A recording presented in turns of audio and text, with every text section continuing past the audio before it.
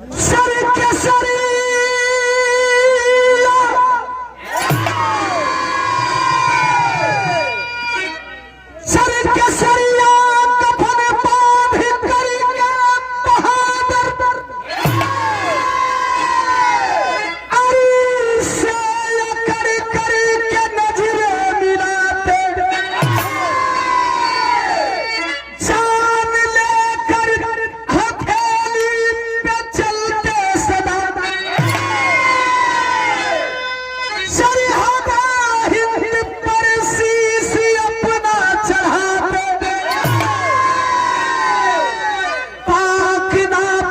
अपना इरादा बदल दो, करो बंदी अमला तक बादी का फंदा।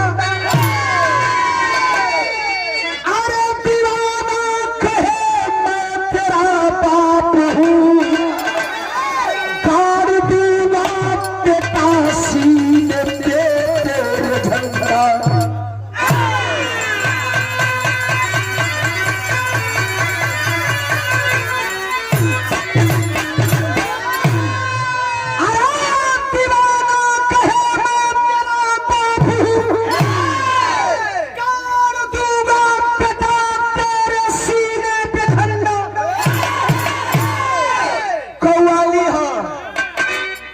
मजहबी बैर नहीं होना चाहिए, देश में मजहब नहीं सिखाता आपस में बैर करना। हमारा रियल कंपोजिशन कव्वाली है 100 रुपया केकर वाले भाई मोर 100 रुपया कौनो भैया सम्मान के गैलन भैया के प्रणाम। और इसी तरह लिस्ट बना करके देते, हम बीच बीच में बिरहा रोक करके बोल देंगे। आचार्य म्यूजिक बिरहा वाले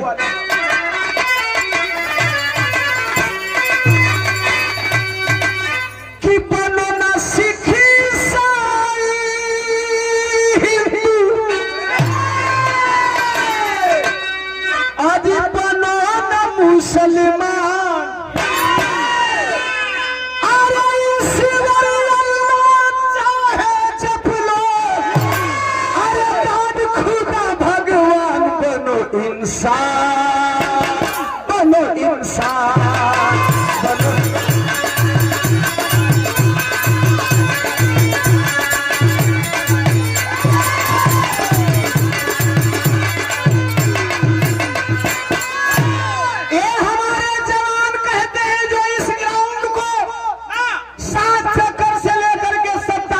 लगाते हैं वे जवान कहते हैं देश के दुश्मनों के लिए कि अरे चाहे गोली बम चलाना, चाहे तू शमशीर की आंख उठाकर देखोगे तो सीना दूंगा, चीर नहीं दूंगा।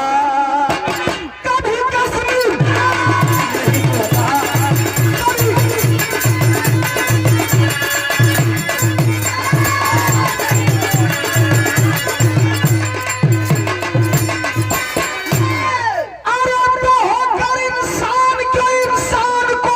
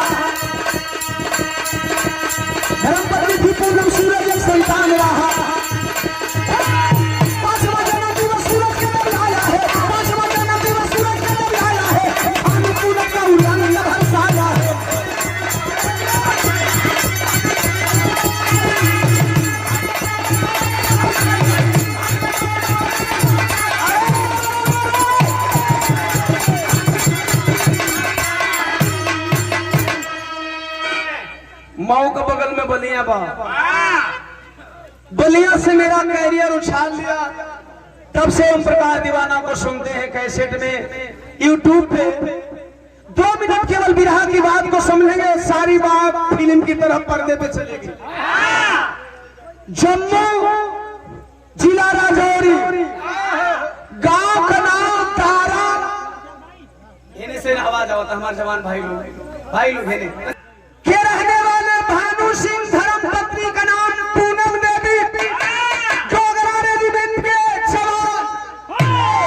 जवान, एक ही बेटा सूरज।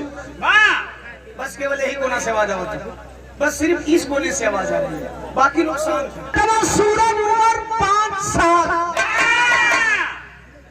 5 साल उम्र है। 20 मई 1999 के बेटवा का जन्मदिन बा।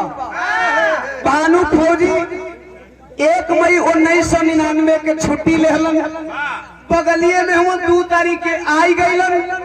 5 तारीख तक तैयारी चलत हो, 5 का रतिया में सुतल हुवन, अचानक फोन की घंटी घनघना गई। हेलो कौन? भानु पूछ रहे कौन? उधर से आवाज आ रही है, रिसीवर पे सुन रही है बीबी, फौजी से बतिया रहे हैं। हेलो भानु सिंह, मैं आर्मी हेडक्वार्टर से तेरा बड़ा साहब बोल रहा हूँ, बता क्या कर रहे हो? कल साहब कुछ नहीं, बस बच्चे के जन्मदिन की तैयारी कर रहा हूँ। लड़के बंद कर दो तैयारी, चले आओ, तुम्हारी छुट्टी निरस्त की जा रही है। ये है फौजियों की जिंदगी, तुम्हारी छुट्टी निरस्त की जा रही है। क्यों साहब? बोले पाकिस्तान घुसपैठ किया है, बॉर्डर पे लड़ाई लगने वाली है, बेटा सारे फौजी बॉर्डर की तरफ आ रहे हैं, आप भी आ जाओ। हमें नहीं लग रहा है कि हमारे देश के जवान 4 साल में कौन सी तजुर्बा हासिल कर लेंगे कि जा करके बॉर्डर पे लड़ाई करेंगे। खैर उधर नहीं जाऊंगा।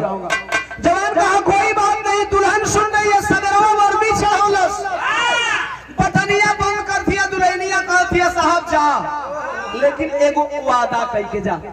अब वही 15 दिन का टाइम बना, एगो वादा कह के जा। कहलस फौजी जवान भानु सिंह, क्या वादा करके जाऊं रे? दुल्हनिया बतावत हिया, का बतावे मास्टर? अभी करता ऋषि देव साहनी साहब, निवास लखनऊ रोड बरियारपुर से 50, और Ajay Kumar tiger, Bhim army ward number 4 के तरफ से क्रांतिकारी जय भीम 100, और ग्राम कुरुमा रामपाल का साइकिल बिकाऊ है, दाम है 7 की गंगा माई के ऊंची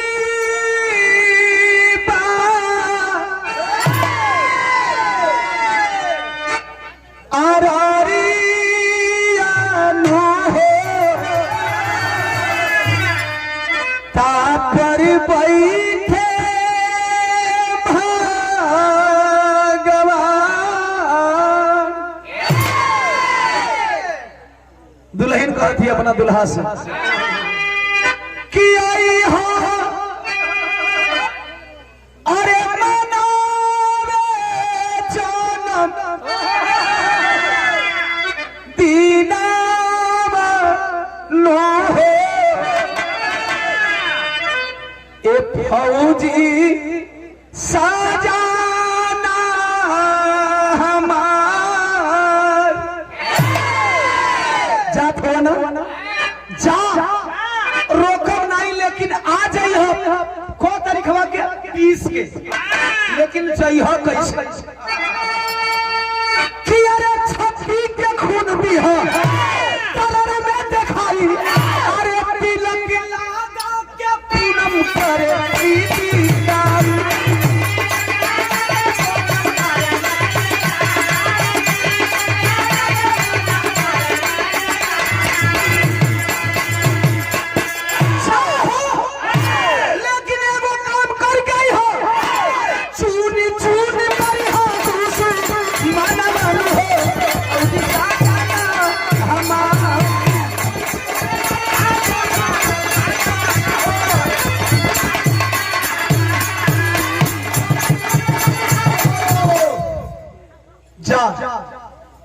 चलो जय हिंद, जय हिंद दुल्हन, जय हिंद।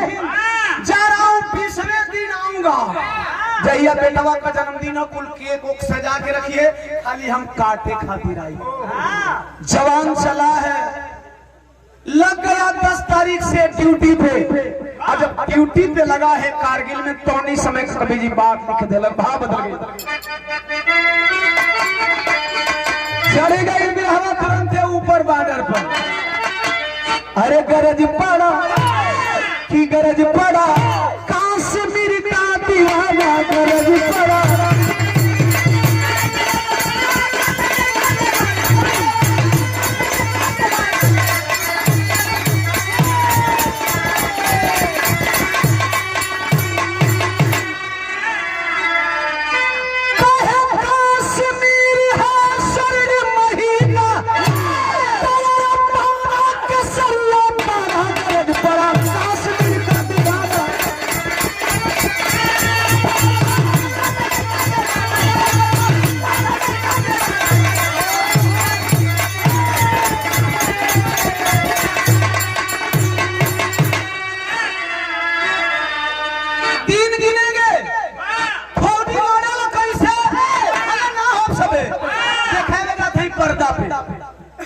नौ दिन कारगिल पे किया चढ़ाई, अरे मार मार पैरी को किया धराशाही।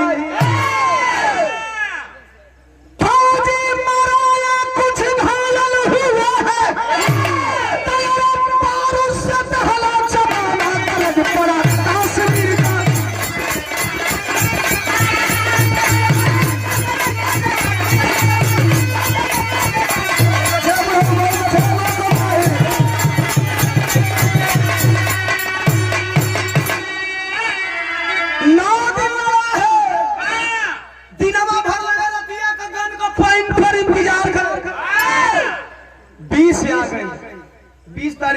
बचवा का जन्मदिन बस सूरजा का 5 साल होला लइकवा का 20 तारीख के होत का तबले 20 मई शाम, अरे साथी साथे खड़ा था कौन? भानु सिंह ये है। कहाँ खड़ा था? दिन भर लड़ाई करने के बाद तैनात है, झाड़ी भी खुरखुराएगी तो उड़ा दूंगा। 20 मई शाम, अरे साथी साथे खड़ा था, कवले देखा भानु मरा हुआ फौजी पड़ा था। भानु की नजर दौड़ी है झाड़ियों में, देखा कि एक इंडियन वर्दी पहने हुए जवान लेटा हुआ है, कहीं न कहीं ये मरा हुआ है। अपने साथियों की टोली बनाया, जवान है, उठा लेते हैं, बाद में बचाव दस्ता को दे देंगे। उठाने चला है तो अरे लाश उठाने बहादुर चला है, अरे क्या हो गया पग का निशाना गरज पड़ा कश्मीर का दीवाना।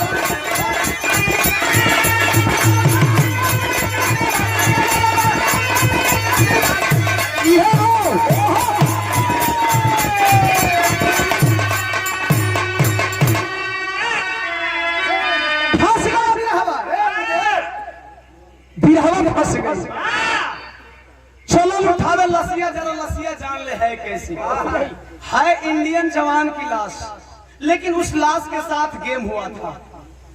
आतंकवादी पा गए थे अकेले में और रात के अंधेरे में ले गए, अपने बंकर में ऑपरेशन किया और ऑपरेशन करके उसके पेट में बम फिट कर दिए, रिमोट पे चलने वाला बम। जो वही हमारे इंडियन आर्मी के जवान उस लाश के पास पहुंचते हैं, हाथ लगाए, घात लगाए, आतंकवादी रिमोट दबाए और वह लाश ब्लास्ट कर जाती है। जब लसिया ब्लास्ट करी तो बचल का हो बाबू, का बचल हो? कवि जी विदेशिया में भाव बताओ तुम। हो तो 20 फुट सब जवान उधी आई गईले, कोई भाई घायल कोई के छूट टूटल बासारी रिया घरवा ये हवर पारी मोमबत्ती आँखों दे ए बाबू बेटावा मकरिया हो कि खोजत खोजत थाकी गईली ना जारिया रोई रोई पूनम बेटा सूरज के मनावे लगली हाथ हवा में लाल के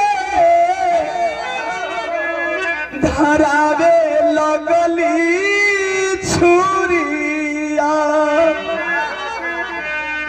बाप मर गया, बेटा लेट हो रहा है, देख घड़ी 11 बता रही है, तुम्हारे पिताजी नहीं आएंगे, केक काट दे रहे सूरज, केक काट दे रहे 12 बजे के बाद 20 से 21 हो जाएगा, काट दे। खाला से माई को बात सुन, हर साल पापा साथे केक मिल के काटत रहली, अरे पापा बिना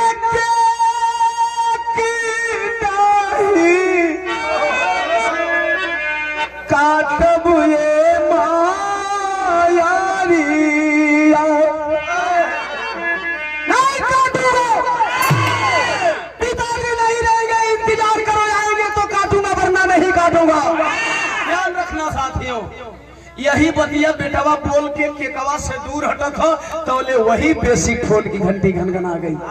उठाइए दुल्हन, हेलो, आवाज नहीं आई, बेटवा तो से ना पापा बोलिए, हमसे बोलिए, फोनवा छीन, हेलो पापा, हेलो पापा बोलिए ना, पापा पापा बोलिए ना।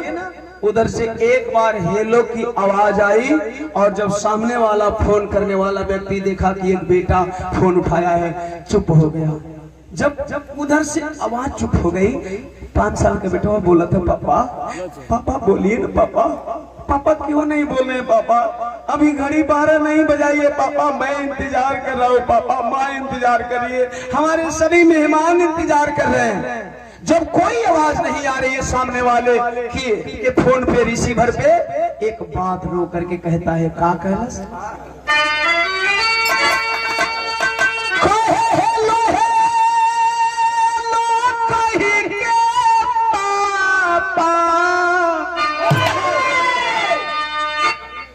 काहे चुप भइला हो,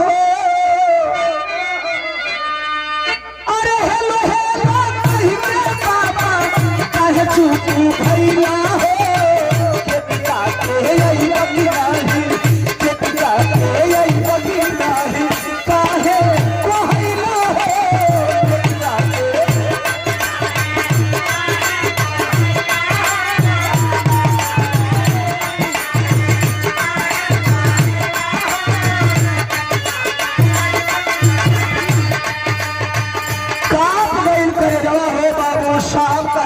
बोलना पड़ेगा बच्चे के लिए। बेटा मैं तेरा बाप नहीं बोल रहा हूँ, मैं भानु सिंह नहीं बोल रहा हूँ, भानु सिंह अब कभी तुम्हारा केक काटने नहीं जाएंगे। कलश खाए वो साधु के बोलत हुआ, हमारे पापा कहाँ बड़े, कहे बेटा मैं देख तुम्हारे पापा का बड़ा साहब बोल रहा हूँ, आर्मी हेडक्वार्टर से। कहे पापा बड़ा पापा कहीं नहीं बतिया तुम, कहे बेटा सुन तेरे पापा कहाँ है,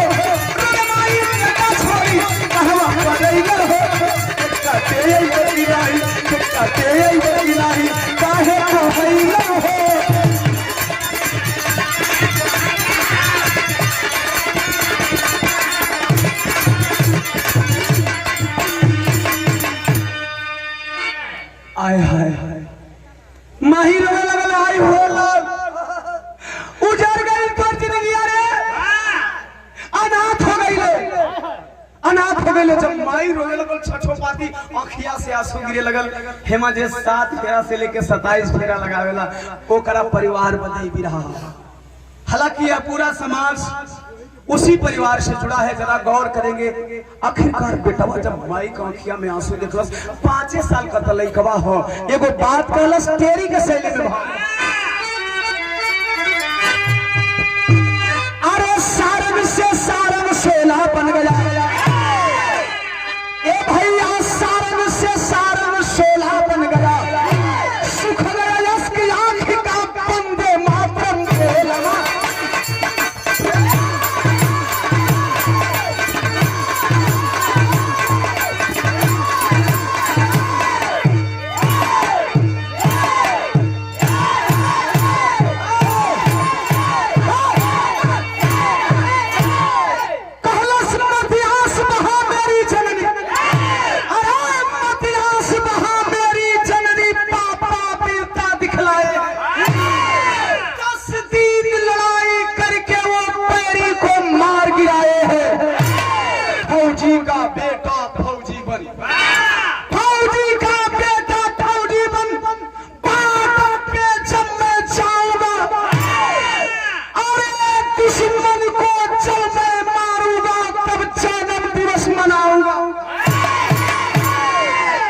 गुस्सा में लाल के कवा उठा के फेंक दलस, आसमान में उड़ो था।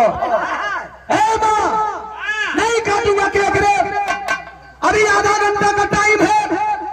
कलश कहेरा लाल कलश है माई सुन ले, हम वही बाप का औलाद है। जवन बाप उड़ गई चिथड़े चिथड़ा हई के कवा का तरह अंग्रेज सॉरी वो पाकिस्तानियन के उड़ाई, के कवा का तरह उड़ाई फौजी बना दे रे माई। जब ले वो पाकिस्तानियन के अपनी गोली से मारा नहीं तौले अब जन्मदिन हम वही दिन जन्मदिन मनाई, वही दिन अपन जन्म समझा।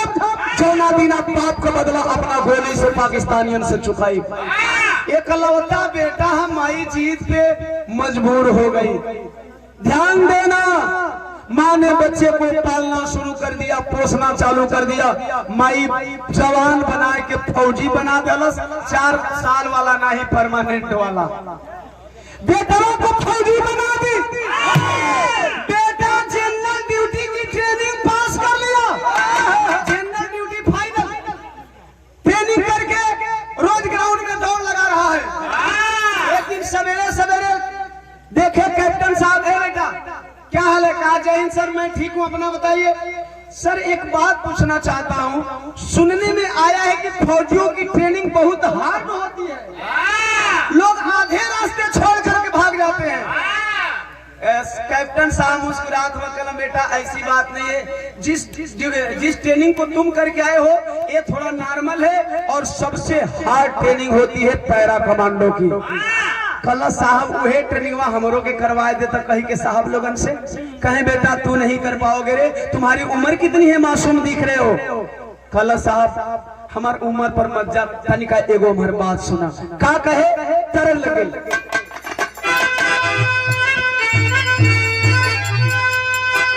हो जा देता साहब हो जा देता, आ लगा दे हो भैया के देता कमवा न आप। ये अखिला भैया हमरे पेरिया भैया के द्वारा, अखिला यादव जी 50 रुपया चरणों में प्रणाम। उपस्थित जनसमूह के कोट कोट साहब लिख करके दे, इतना टाइम हारमोनियम वाला आपसे बतियाएगा तो बजाएगा क्या?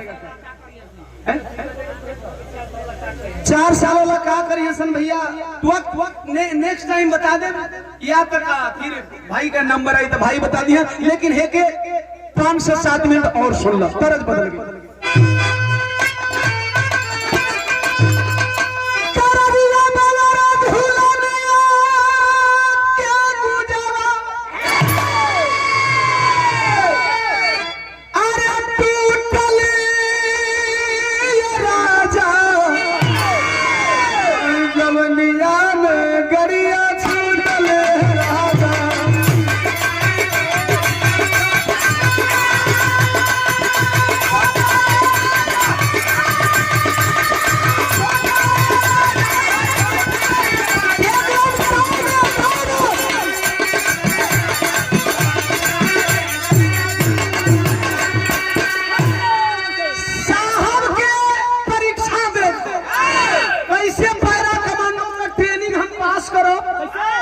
सुनेंगे हमारे फौजी भैया है जो तैयारी कर रहे हैं, जो हो गए हैं उनके लिए भी। कैसे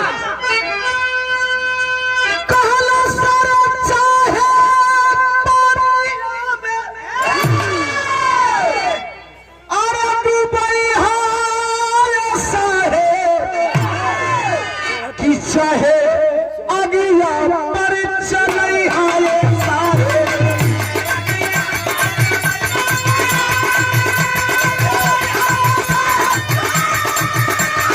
चलई हाले सारे चाहे अगिया पर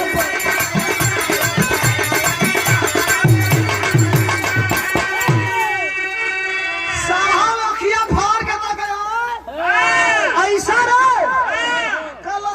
कम हो तनिका हमार बात सुना, हमार इरादा सुना, हमार फौलादी इरादा का जितना कठिन हमसे परीक्षा, जितना कठिन हमसे ले परीक्षा, अरे तो करे से अधिकार दिलवा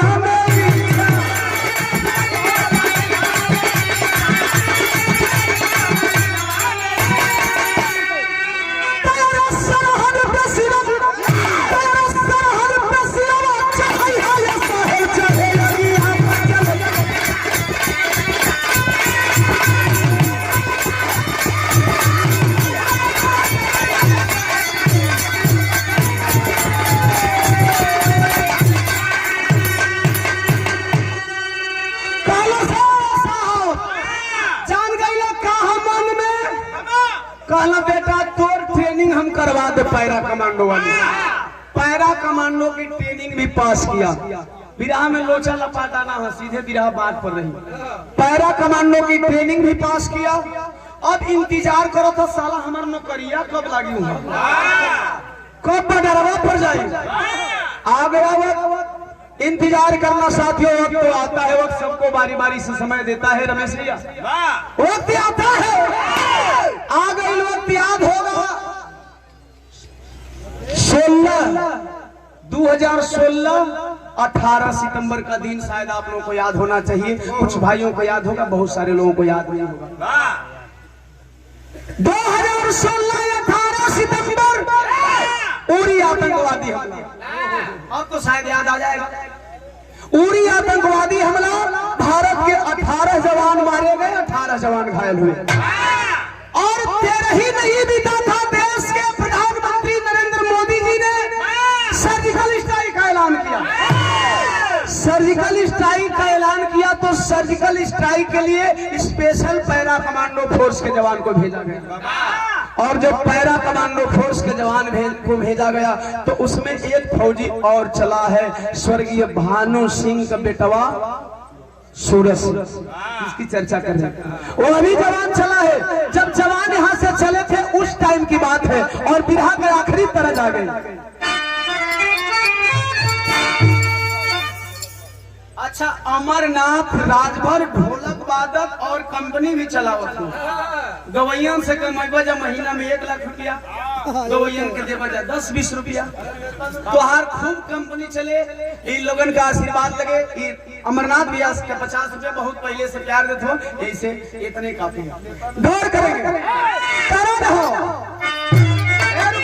फिल्म का नाम दादा, हाँ हो पहले तो दादा गाँव तो से ढेर न बच्चे, विराह में मजाक नहीं, चल कर बजा रहे।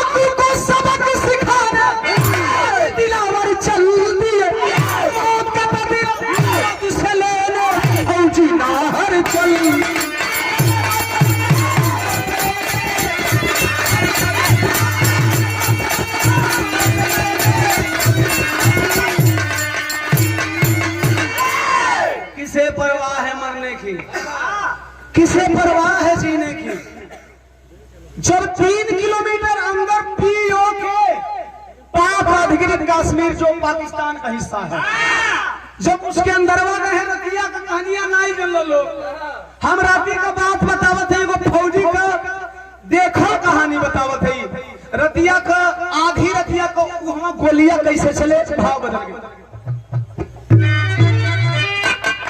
लड़के बढ़ेगा बढ़ेगा बढ़ेगा, हाँ लगा होने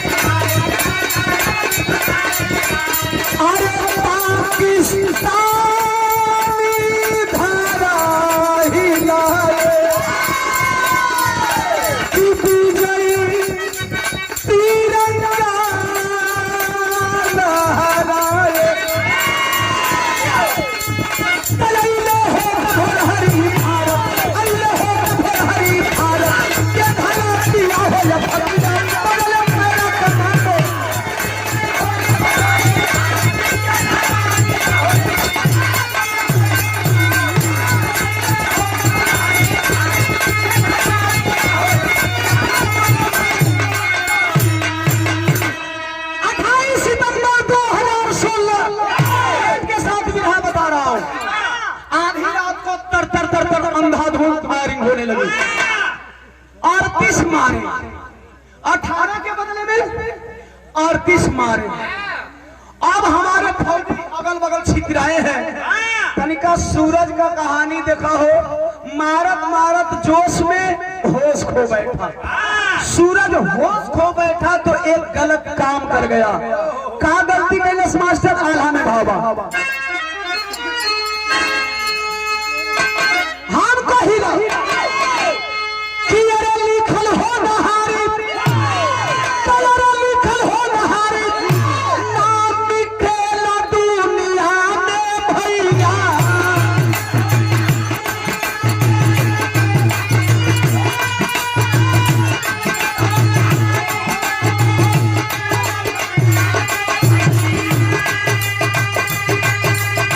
अरे सूरज भुलाई गई जंगल के माझा।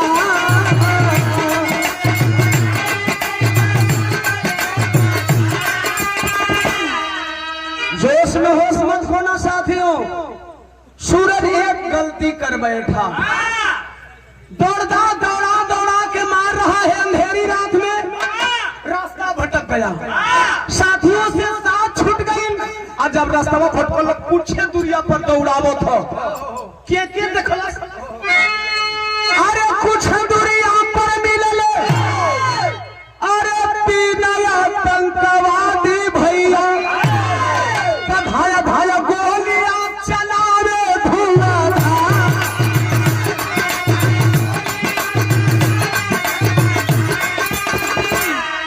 अरे तबले दूरी आतंकवादी सूरज मारी के गिरावले बाबू। तीसरा के गोली भैली चांदिया के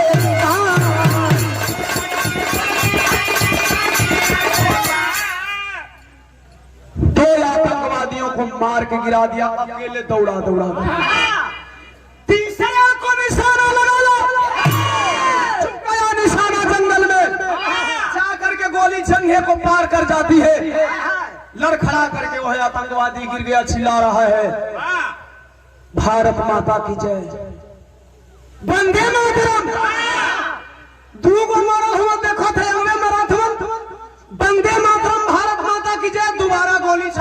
जाता है जवान, घोड़ा रुक गई।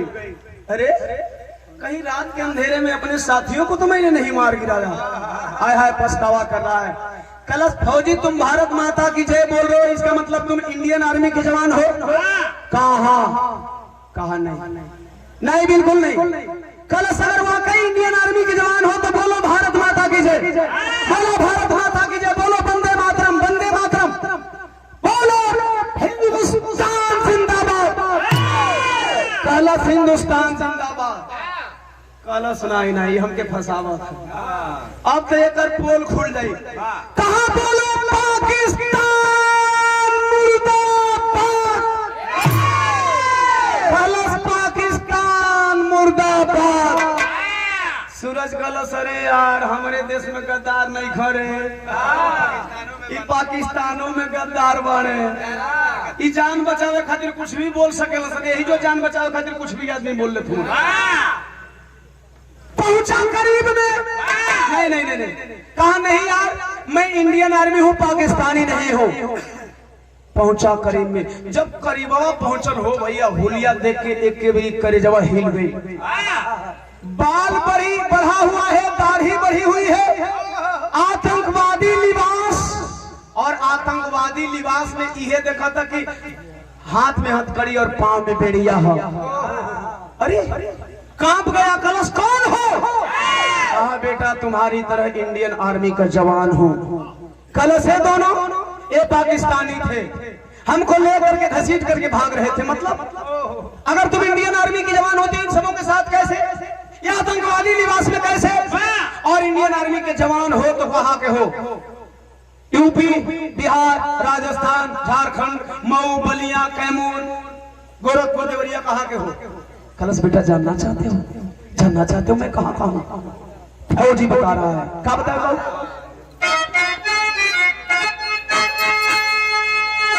कहे जम्मू राजौरी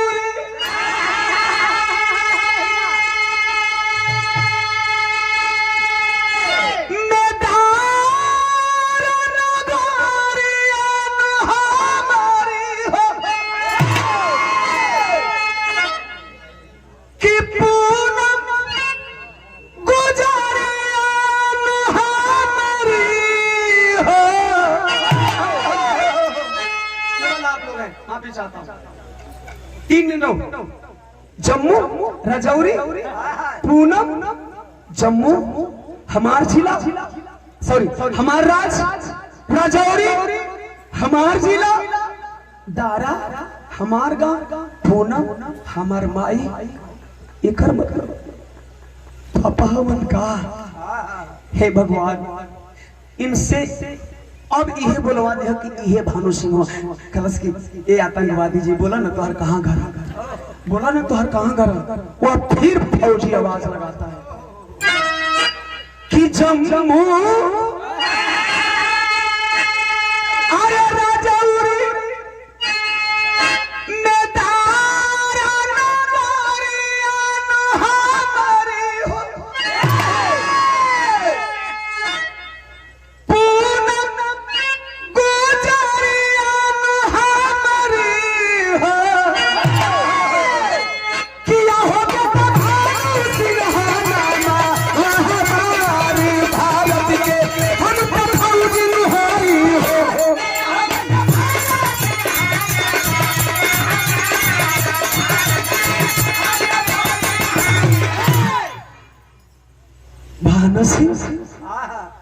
बाबू जिंदा। कलश है आप भानु सिंह नहीं हो सकते। ये नहीं बताओ कि तुम्हारे बेटा या तुम हमारे बाप हो। आप भानु सिंह नहीं हो सकते। कहीं क्यों रे? चुप रहा बाप। भानु सिंह विस्फोट में चिथड़े उड़ गए। उनके वीरताई की कहानी पूरे बॉर्डर पे मशहूर है। कैसे ही करे उड़ गया था। कलश तो बचला कैसे? कहे बेटा सुन ले, बता रहा हूँ। क्या बता?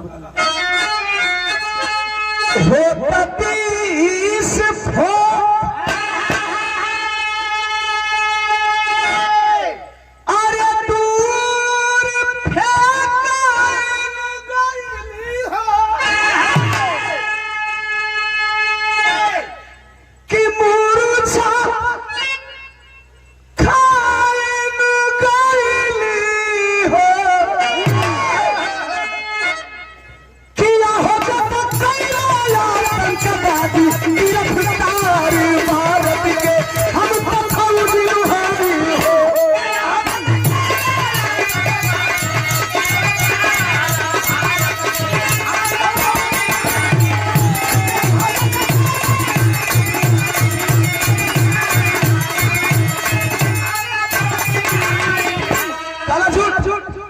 झूठ हो? कहा नहीं रे बेटा, कल झूठ इसलिए कि अगर आप बच भी गए, आतंकवादी आपको कैसे बचा के रखे अभी तक? कहीं बेटा जानते हो, हम बेहोश थे, आतंकवादियों ने मुझे पा लिया, वो घुसपैठी अपने बंकर में ले गए, और जब बंकर में ले गए, जब मुझे होश आई तो जब युद्ध विराम का घोषणा भई तो हमके लेके पाकिस्तान चले ना। कलश इहो झूठ। LOC लाइन ऑफ कंट्रोल पे जब सीज फायर हुआ, मुझे पाकिस्तान लेकर के चले आए, यह भी झूठ है। आप बिल्कुल सरासर झूठ बोल रहे हो। अगर लेकर के चले आए तो तुम आज तक बचे क्यों हो? तुम्हें लोग जिंदा क्यों रखते हैं? क्यों? कहे सुन बेटा, इसके पीछे भी एक बहुत बड़ी वजह है, बता बता। कहे 15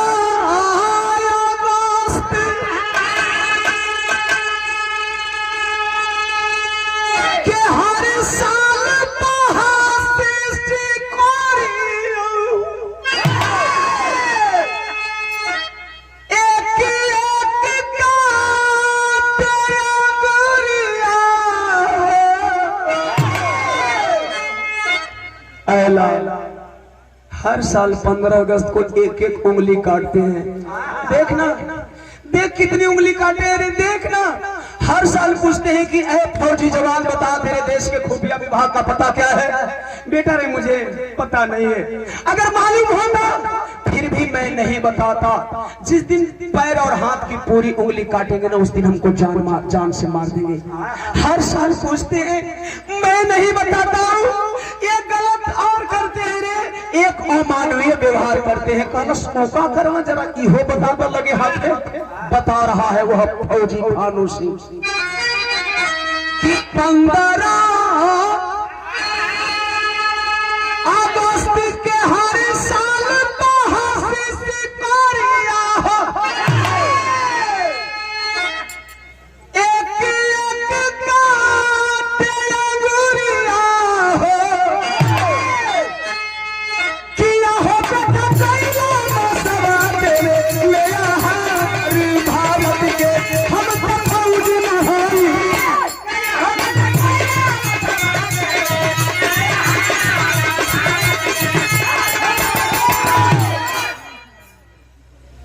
बेटा हर साल गाय का मांस खिलाते हैं, नहीं खाता हूँ, जबरी खिलाते हैं। ज्यादा दुख नहीं होता अगर हमें मार देते, हमें काट देते, लेकिन गाय का मांस जब खिलाते हैं अरे ईमान कांप जाता है। कहे कोई बात नहीं, छोड़िए, जाने दीजिए। कहना बेटा जाए कैसे नहीं, ये बता कि तू इंडियन आर्मी का जवान हुए कैसे आई ले? पीछे को पूरी बात बता के कहलस, जानत हुआ हम लड़े आए थे। कहे बेटा चल कुल बता दिया। ये बता तू कहाँ का रहने वाला है? तू किस जिले का रहने वाला है? कहाँ का रहने वाला है? जरा बताओ। सूरज कलश का जान के कर, चुपचाप चला, तू देश के फौजी व देश में लेके चलती। कहे नहीं, जब तक तू बताएगा नहीं ना, मैं तुम्हारे साथ नहीं जाएगा, मैं नहीं जाएगा तुम्हारे साथ, तुम्हें बताना पड़ेगा। जब बताओगे बेटा ना, तब मैं जाऊंगा। कलश जानना चाहता हुआ, कलश सुना, सदर लगे, बढ़ जा और बढ़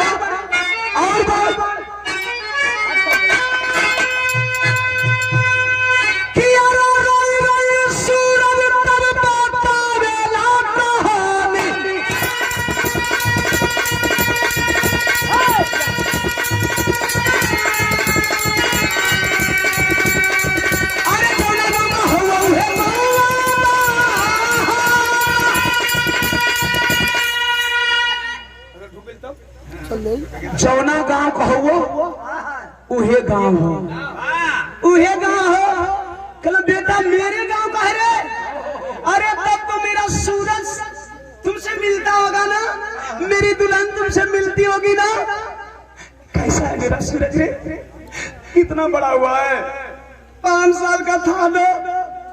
केक का ऑर्डर दे करके मैं बॉर्डर पे लड़ने आया, तब से मैं अपने बेटे को देख नहीं पाया, अपने बेटे से बात नहीं कर पाया।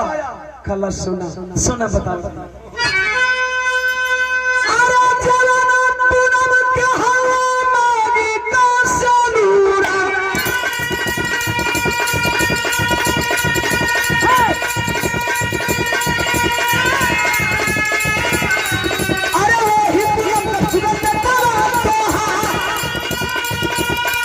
कलश बाबू पूनम हमार माई है। हम तो हर वह 5 साल का सूरज बेटवा ही जौन फोनमा पर बतियौली तू ना बतियौला हो। साहब कह देला तोर बे बाबू मरा गई बाबू कब मरल जान के माई का हाल का गुजरत जाना तरह कहे बेटा तू जाना तरह कि हम मरल है तोर माइयो जाने ले कि हम मर गए। कलश पूछत हुआ माई का हाल जाना छब कहीं ई बता जिंदा बा कि मर गए रे हम के याद करे ले कि नहीं रे मगिया में सिनुरा पहने ले कि पगली विधवा बन गई रे। कलश सुना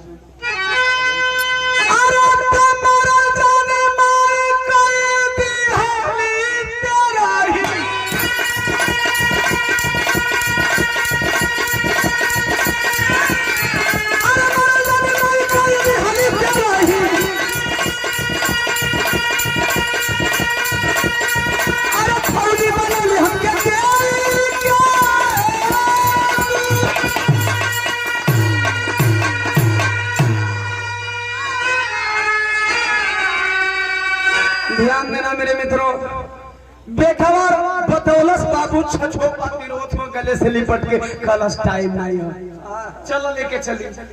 हम अपने फौजी साहबन से बात करके तो के लेके चलब इंडिया। आय हाय दोस्तों वहां को हमें रातों रात आप लोगों को पता होना चाहिए क्योंकि वो टाइम में वो हवा चलल है कि मैंने सर्जिकल स्ट्राइक करा मैंने सर्जिकल स्ट्राइक करा। सर्जिकल स्ट्राइक के अलावा टीवी न्यूज में बाकी कुछ आवत हुआ नहीं रहे। उसी वहां में जवान अपने देश आया 5 अक्टूबर से पहले एक दिन 4 अक्टूबर को शाम को माँ को फोन करता है माई ने एगो बात कही कहा माई कलश कार्यलाल बड़ा खुश लगा चले जीत गई ले कहा कलश तनिका हमारे को बतिया सुन खड़ी में भाव बा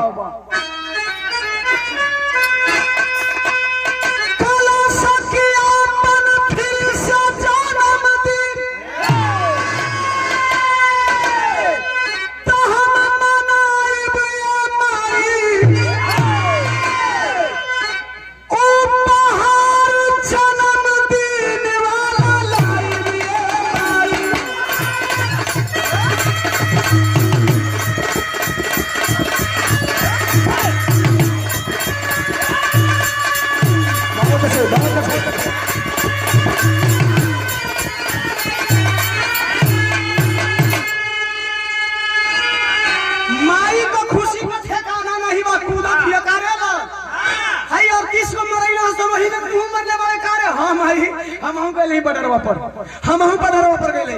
कलश तब त ई बता की तैयारी कैसन करी रे के बोलाई त कहत पहली तैयारी ध्यान देके दिल दहला दे माई से कहत जौन माई मगिया का सिनुरवा धो दिलिया ओ से कहत मांग में सजाई ली हो अपना से नूरावा।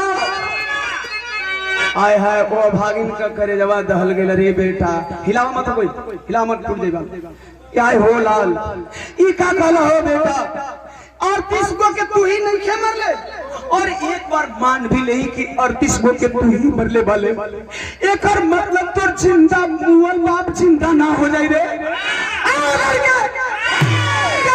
दिन के लिए मैंने तुम्हें पाला था दुनिया के लोग ताना मारते मुझे तकलीफ नहीं होती मेरे तन से जन्म लेकर के मुझे सिंदूर का ताना दे रहा है रे ए लाल ऐसा मत बोल रे कलश नहीं रे माई हमार दूसर का कमवा तू कह दे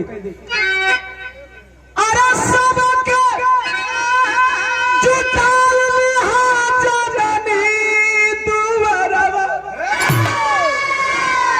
कलश काहे रे मजाक बनवाइबे अब हम तोर मजाक कम ना हो कलश नहीं रे माई हमार बतिया पर खाली तू ध्यान से गौर कर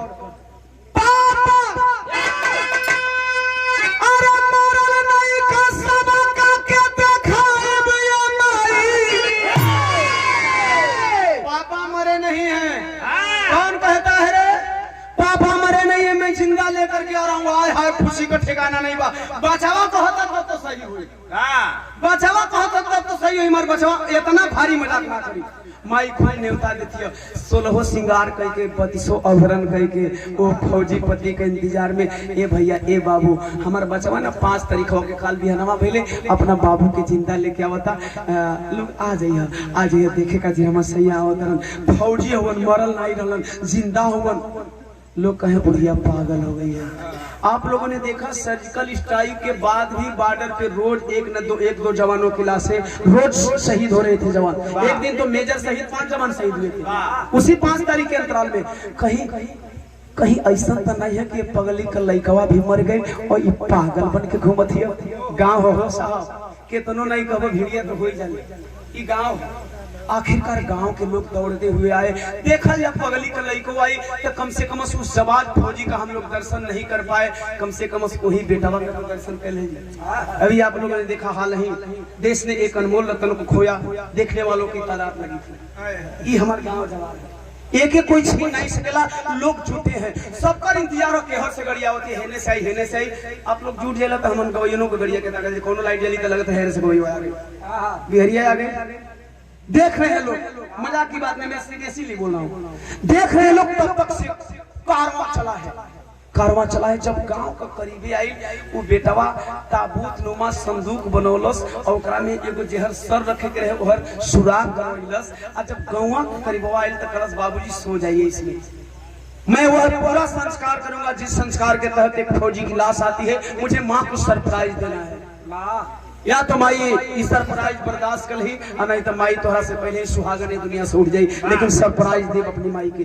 वही तबूतवा में ताबूत नुमा संदूक में सुला दिया ऊपर से तिरंगा झंडा के ऊपर फूल माला। जब घरवा का करीबवा गड़ी आई लो भैया जब घरवा का करीबवा गड़ी आई आय है एक उसमें से बेटा नहीं उतरता है। हमारे फौजी जवान उस फौजी के पिता के ताबूत को लेकर के उतरते हैं। जब ताबूतवा के लेके उतरलन हो भैया आय हाय माई पगली देखत है कि जवन बचवा कतला जिंदा बाबू के लेके आई लगत है कि है मर के आगे छतिया धुनो भैया आई हो लाल करे ये बुढ़ाई ना कवन मजाक कैलस रे का काम मरल है कि दोबारा कोई हमके मारे खातिर हमरा बचवा क्लास में इसके मजाक करता। लसिया फौजी उतारे करीबवा जात ना जाए ले जा लोग हरे चला दिया सैया क्लास से दीदार ना भइल अपना बचवा का चेहरा कैसे देखब ले जा जला दिया। एगो बुजुर्ग बोले रे पगली एक बार देख ले अंतिम दर्शन कर दे तेरे जिगर का टुकड़ा है ना पति के लाश को नहीं देख पाई अपने फौजी पति को नहीं देख पाई एक बार अपने बेटे को देख करके तसल्ली कर ले। गई है तिरंगा झंडा हटाई फूल माला हटाई है ताबूत खोली तबूतवा खोलस हो बाबू आज वही तबूतवा खोलस तो वो तबूतवा में से 1999 का मरल फौजी भानु सिंह जिंदा उठ कर खड़ा हो गए। तालियों की गड़गड़ाहट से पूरी मातरी गुजारमान हो गई गूंज गई तालियां। सूरज नहीं है ये तो भानु सिंह है दाढ़ी बढ़ी हुई है। सूरज कहाँ है? अब सबका नजर सूरज की तरफ आती सूरज है कहाँ? जब देखा सूरज कि हमारे गांव के सारे लोग खुश हो गए तब उस आर्मी वाली गाड़ी से उतरा है और जब गाड़ी से उतर करके अपने ग्राम वासियों का अभिवादन स्वीकार कर रहा है। लोग तालियों से उस फौजी जवान की स्वागत कर रहे हैं। कहा बेटा अगर औलाद हो तो तेरा जैसा ऐसा फौजी बेटा यहाँ दौड़े ऐसा फौजी बेटवा यहाँ दौड़े और जब मिलन भाई पूरा परिवार खुश तो मिलन के लिए एक लाइन कभी लिखत अरे 5 अक्टूबर के सूरज आई ले भवनवा अरे भानु पूनम के पर से झारे झरे बयाना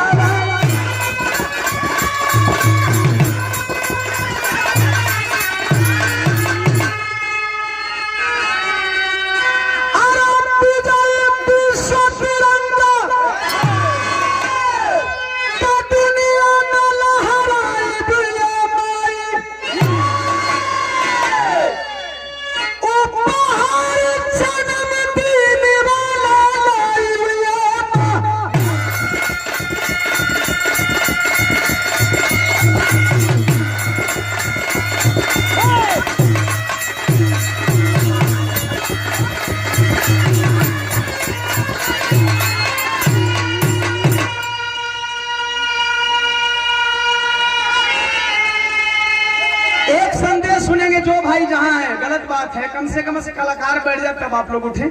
एक संदेश सुनेगा। दूध छतरी साहू फूले पेरियार की धरती, बाबा साहब ललई यादव ज्ञानी पैदा करती।